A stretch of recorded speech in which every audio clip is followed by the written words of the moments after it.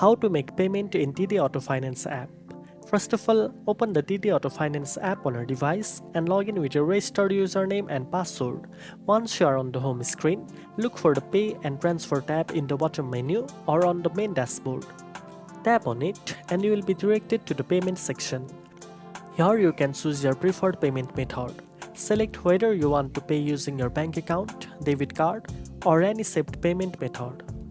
If you haven't added a payment method before, you may need to enter your bank account or card details and save them for future use. Next, enter the payment amount you want to make. You can choose to pay the minimum amount due, the full balance, or enter a custom amount based on your preference. After that, select the payment date.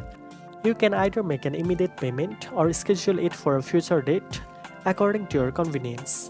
Once everything is set, carefully review all the details including your payment method, payment amount, and date. If everything looks correct, tap on the Submit or Make Payment button. The app will then process your request and display a confirmation message once your payment is successful. Now you know how to make a payment in the TD Auto Finance app quickly and securely. If you found this video helpful, don't forget to like, share, and subscribe for more finance tips. Thanks for watching, and I'll see you in the next one.